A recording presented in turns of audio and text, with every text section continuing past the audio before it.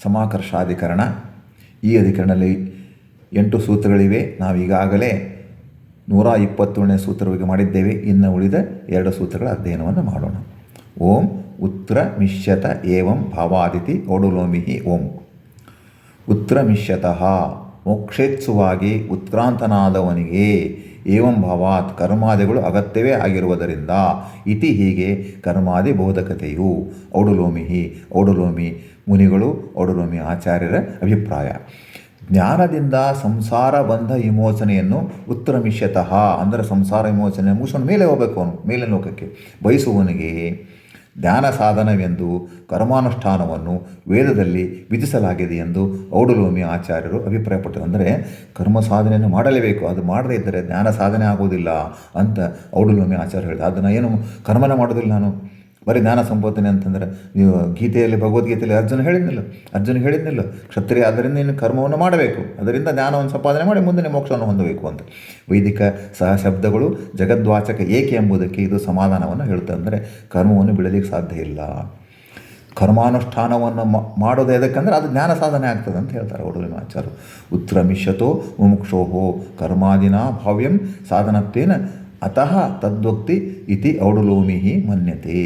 ಸಂಸಾರ ಬಂಧನದಿಂದ ಪಾರಾಗುವ ಇಚ್ಛೆಯುಳ್ಳವರಿಗೆ ಮೋಕ್ಷ ಸಾಧನವಾದ ಜ್ಞಾನಕ್ಕೆ ಸಾಧನವಾಗಿ ಕರ್ಮವನ್ನು ವೇದವು ವಿಧಿಸಿರುತ್ತದೆ ಎಂದು ಔಡುಲೋಮಿ ಮುನಿಗಳು ಅಭಿಪ್ರಾಯವನ್ನು ಪಡುತ್ತಾರೆ.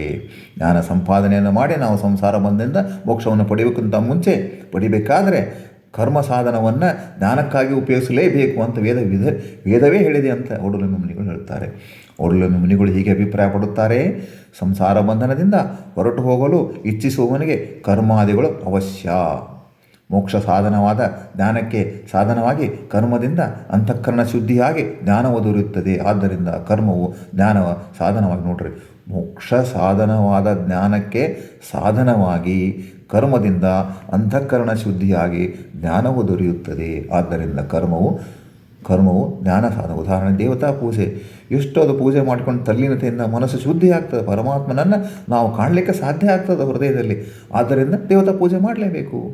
ಹೀಗೆ ಆ ಕರ್ಮವು ಅಂತಃಕರಣ ಶುದ್ಧಿಯನ್ನು ಮಾಡಿ ಹೆಚ್ಚು ಜ್ಞಾನವನ್ನು ಕೊಟ್ಟು ಮುಂದೆ ನಮಗೇನಾಗ್ತದೆ, ಮೋಕ್ಷಕ್ಕೆ ಅವಶ್ಯವಾದ ದಾರಿಯನ್ನು ತೋರಿಸಿಕೊಡ್ತದೆ. ಆದ್ದರಿಂದ ಕರ್ಮವು ಜ್ಞಾನ ಸಾಧನವಾಗಿದೆ ಅಂತ ಔಡುಲೋಮಿ ಮುನಿಗಳು ಬಹಳವಾಗಿ ವಿಶೇಷವಾಗಿ ಹೇಳಿದ್ದಾರೆ. ಆದ್ದರಿಂದ ಕರ್ಮ ಅವಶ್ಯಕ. ಆದ್ದರಿಂದ ಜನಕಾದಿ ಮುನಿಗಳು ಕರ್ಮದಿಂದಲೇ ಜ್ಞಾನವನ್ನು ಸಂಪಾದನೆ ಮಾಡಿ ಮೋಕ್ಷವನ್ನು ಹೊಂದುತ್ತಾರೆ ಅಂತ ಪರಮಾತ್ಮ ಭಗವದ್ಗೀತೆಯಲ್ಲಿ ವಿಶೇಷವಾಗಿ ಜನಕಾದಿ ಮುನಿಗಳು ಹೆಸರು ತಗೋಬೇಕಂದ್ರೆ ಸಾಮಾನ್ಯವರು ಕರ್ಮಯೋಗಿಗಳು ಜನಕಾದಿ ಮುನಿಗಳು. ಓಂ ಅವಸ್ಥಿತೇ ರೀತಿ ಕಾಶಕೃಷ್ಣ ಓಂ 129ನೇ ಸೂತ್ರ. ಅವಸ್ಥಿತೇ ಸರ್ವಾಧಾರಕನಾದ ಪರಮಾತ್ಮನನ್ನೇ ಕರ್ಮದೇವತೆಗಳು ಆಶ್ರಯಿಸಿರುವುದರಿಂದ ಅವನಲ್ಲಿಯೇ ಸಮರ್ಪಣವಾಗಿ ಇತಿ ಹೀಗೆ ಅಮುಖ್ಯವಾಗಿ ಕರ್ಮಾದಿಗಳ ಬೋಧಕತೆಯು ಕಾಶಕೃಷ್ಣ ಆಚಾರ್ಯ ಹೇಳ್ತಾರೆ. ಎಷ್ಟು ವಿಶೇಷವಾದ ವಿಷಯವನ್ನು ಕಾಶಕೃಷ್ಣ ಆಚಾರ್ಯ ಹೇಳಿದ್ದಾರೆ. ಕರ್ಮದೇವತೆಗಳು ಸಕಲ ಜಗತ್ತು ಪರಮಾತ್ಮನನ್ನೇ ಆಶ್ರಯಿಸಿದೆ. ಕರ್ಮಾದಿ ದೇವತೆಗಳು ಮತ್ತು ಸಕಲ ಜಗತ್ತು ಪರಮಾತ್ಮನನ್ನೇ ಆಶ್ರಯಿಸಿದೆ. ಆತನೇ ಸರ್ವಾಧಾರನು, ಸರ್ವಾಶ್ರಯನು, ಏಷಸೇತು ಎಂಬ ಮೋಕ್ಷೋಪಯೋಗಿ ಜ್ಞಾನವನ್ನು ತಿಳಿಸಲು ವೇದವು ಕರ್ಮಾದಿಗಳನ್ನು ಹೇಳುತ್ತದೆ ಎಂದು ಕಾಶಕೃಷ್ಣ ಆಚಾರ್ಯ ಹೇಳಿದ್ದಾರೆ ನೋಡ್ರಿ. ಆದ್ದರಿಂದ ಕರ್ಮಾದಿಗಳನ್ನು ಮಾಡಲೇಬೇಕು ಅಂತಕ್ಕಂಥ ವಿಚಾರವನ್ನು ಆಚಾರ್ಯ ಹೇಳಿದ್ದಾರೆ. ಸರ್ವಂ ಪರಮಾತ್ಮನೇ ಅವಸ್ಥಿತಂ ಇತಿ ವಕ್ತುಂ ತದ್ವಚನಂ ಇತಿ ಕಾಶಕೃಷ್ಣ. ಕರ್ಮಾದಿ ಸಕಲವು ಪರಮಾತ್ಮನಲ್ಲಿಯೇ ಆಶ್ರಯಗೊಂಡಿದೆ, ಅವನಲ್ಲಿಯೇ ಸಮರ್ಪಣಾರ್ಥವಾಗಿ ಇವೆ ಎಂದು ತಿಳಿಯುವುದಕ್ಕಾಗಿಯೇ ಕರ್ಮಾದಿಗಳ ಹೇಳಿಕೆ ಇದೆ ಎಂದು ಕಾಶಕೃಷ್ಣ ಆಚಾರ್ಯರು ಹೇಳುತ್ತಾರೆ. ಕೃಷ್ಣದೈಪಾಯನ ಮತಾತ್ ಏಕದೇಶವಿದಂ ಪರೇ ವದಂತಿ ತೇ ಯಥಾ ಪ್ರಜ್ಞಂ ನ ವಿರೋಧ ಕಥಂಚನ ಇತಿ ಪಾಜ್ಞೆ. ಎಲ್ಲ ಋಷಿಗಳು ವೇದವ್ಯಾಸರ ಅಭಿಪ್ರಾಯದಿಂದ ಒಂದೊಂದು ಅಂಶವನ್ನು ಏಕದೇಶವನ್ನು ತಿಳಿದು ಕೋವಿದರಾದವರು ತಮ್ಮ ಬುದ್ಧಿಗೆ ಜ್ಞಾತವಾದ ಅಂಶವನ್ನು ಹೇಳುತ್ತಾರೆ. ಆದುದರಿಂದ ಋಷಿಗಳ ಮತದಲ್ಲಿ ಭಿನ್ನಾಭಿಪ್ರಾಯವು ಯಾವುದೇ ಕಾರಣದಿಂದ ಬರುವುದಿಲ್ಲ ಎಂದು ಹೇಳಲಾಗಿದೆ. ತಮಗೆ ತಿಳ್ಕೊಂಬಿಟ್ಟು ಅದಕ್ಕೆ ಏನು ಅವರು ಭಾಳ ಇಂಪಾರ್ಟೆಂಟ್ ಇದೆ ಅದನ್ನು ಹೇಳ್ತಾರೆ. ಇನ್ನೊಬ್ಬ ಋಷಿಗಳು ಇನ್ನೊಂದು ಹೇಳ್ತಾರೆ, ಇನ್ನೊಬ್ಬ ಋಷಿಗಳು ಇನ್ನೊಂದು, ಎಲ್ಲವನ್ನು ನಾವು ತಿಳ್ಕೋಬೇಕು. ಜ್ಞಾನಿಗಳಾದ ವಿವಿಧ ಮುನಿಗಳ ವಿಷಯದ ಏಕದೇಶವನ್ನು ಮಾತ್ರ ತಿಳಿಸಿರುತ್ತಾರೆ ಎಂಬುದನ್ನು ಗಮನಿಸಬೇಕು. ಆದುದರಿಂದ ವೇದವ್ಯಾಸರ ಮುಖ್ಯಾರ್ಥದಲ್ಲಿ ಯಾವುದೇ ಭೇದವಿಲ್ಲ. ಒಂದೊಂದು ಬ್ರಾಂಚ್ಗಳನ್ನು ತೊಗೊಂಡು ಅದನ್ನು ವಿಶೇಷವಾಗಿ ಹೇಳಿದ್ದಾರೆ. ಅದನ್ನೆಲ್ಲ ತೊಗೊಂಡ್ಬಿಟ್ರೆ ವೇದವ್ಯಾಸರ ಅಭಿಪ್ರಾಯನೇ ಅಂತ ಏನು ಪದ್ಮಪುರಾಣ ಹೇಳಿದೆ. ಸಮಾಕರ್ಷಾಧಿಕರಣ ರಚನೆ ವಿಷಯ ಸಮಗ್ರ ಲೌಕಿಕ ವೈದಿಕ ಶಬ್ದಗಳೇ ವಿಷಯ. ಸಂಶಯ. ಸಕಲ ಶಬ್ದಗಳು ಪರಮಾತ್ಮನನ್ನೇ ಹೇಳುವವೋ ಅಥವಾ ಇಲ್ಲವೋ? ಸಂಶಯ. ಪೂರ್ವಪಕ್ಷ. ಅಕ್ಷರ ಶಬ್ದವು ಲೆಕ್ಕವಿದ್ದಂತೆ ಜೂಜು ಎರಡು ಅರ್ಥ ಹೇಳುತ್ತದೆ ಎಂದರೆ ಶಬ್ದಗಳು ಪರಮಾತ್ಮನನ್ನು ಹೇಳ್ತವೆ, ಇತರ ವಸ್ತುಗಳನ್ನು ಮುಖ್ಯವರ್ತಿಯಿಂದ ಹೇಳ್ತವೆ. ಅಂದರೆ ಪರಮಾತ್ಮನ ಹೇಳ್ತಕ್ಕಂಥ ಕೆಲವು ಶಬ್ದವೇ ಮತ್ತು ಇತರ ವಸ್ತುಗಳನ್ನು ಹೇಳ್ತಕ್ಕಂಥ ಕೆಲವು ಶಬ್ದಗಳಿವೆ, ಬೇರೆ ಬೇರೆಯೇ ಇವೆ ಅಂತ. ಅಕ್ಷರಗಳು ಕೇವಲ ಪರಮಾತ್ಮನನ್ನೇ ಹೇಳುವುದಾದರೆ ಕೊಡುವ, ತಕ್ಕೊಳ್ಳುವ, ಲೋಕ ವ್ಯವಹಾರ ಮತ್ತು ಯಜ್ಞ ಸಾಮಗ್ರಿ, ದೇವತೆ, ಆಹುತಿ ಮೊದಲಾದವುಗಳನ್ನು ಒಳಗೊಂಡಂತೆ ವೈದಿಕ ವ್ಯವಹಾರ ಹೇಗೆ ನಡೆಯಬೇಕು ಅಂತ ಪೂರ್ವ ಪ್ರಶ್ನೆ.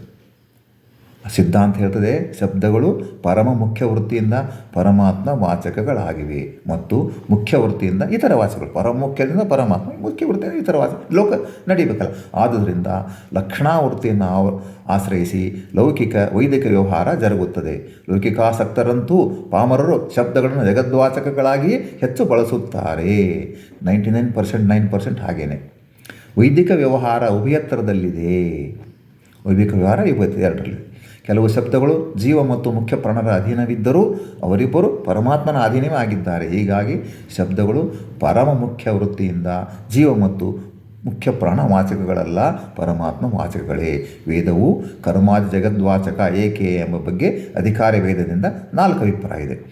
ಪರಮಾತ್ಮನ ಜ್ಞಾನಕ್ಕಾಗಿಯೇ ಕರ್ಮಗಳನ್ನು ವೇದವು ಹೇಳುತ್ತದೆ ಎಂದು ಜೈಮಿನಿ ಮುನಿಗಳು ಹೇಳಿದ್ದಾರೆ. ನೋಡ್ರಿ, ಜ್ಞಾನದಿಂದಲೇ ಮೋಕ್ಷವು ಎಂಬ ಪ್ರತಿಜ್ಞಾಸಿದ್ಧಿಗೆ ಕಾರಣವಾಗಿ ಕರ್ಮಾದಿಗಳನ್ನು ವೇದವು ಹೇಳುತ್ತದೆ ಎಂದು ಅಸ್ಮರಥ್ಯ ಮುನಿಗಳ ಅಭಿಪ್ರಾಯ. 3ನೇದು, ಮೋಕ್ಷ ಸಾಧನ ಜ್ಞಾನಕ್ಕೆ ಕರ್ಮಾಚರಣೆ ಅವಶ್ಯವಿದ್ದುದರಿಂದ ಕರ್ಮಗಳ ವಿಧಾನ ವೇದದಲ್ಲಿದೆ ಎಂದು ಔಡುಲೋಮಿ ಮುನಿಗಳು ಹೇಳುತ್ತಾರೆ. ಎಲ್ಲವೂ ಪರಮಾತ್ಮನ ಅಧೀನ, ಅವನೇ ಸರ್ವಾಧಾರ ಎಂದು ತಿಳಿಸಲು ವೇದವು ಕರ್ಮಾದಿಗಳನ್ನು ಹೇಳುವುದೆಂದು ಕಾಶಕೃತ್ನ ಮುನಿಗಳು ಹೇಳುತ್ತಾರೆ. ಸರ್ವ ಶಬ್ದಗಳು ಪರಮ ಮುಖ್ಯ ವೃತ್ತಿಯಿಂದಲೇ ಪರಮಾತ್ಮನ ಹೇಳುತ್ತವೆ. ಪರಮಾತ್ಮನೇ ಸರ್ವ ವೇದ ಪ್ರತಿಪಾದ್ಯನು. ಆದರೆ ಜಗತ್ತು ನಡೆಯುವುದಕ್ಕೋಸ್ಕರವಾಗಿ ಪಾಮರರು ಅದನ್ನೇನೋ ಜಗತ್ತಿನ ವ್ಯವಹಾರಗಳಿಗೆ ಪರಮಾತ್ಮ ನಾಮಗಳನ್ನೇ ಉಪಯೋಗಿಸ್ತಾರೆ. ಮುಂದೆ ಪ್ರಕೃತ ಅಧಿಕರಣವನ್ನು ಅಧ್ಯಯನ ಮಾಡೋಣ. ಹರೇ ಶ್ರೀನಿವಾಸ, ಹರೇ ಕೃಷ್ಣ.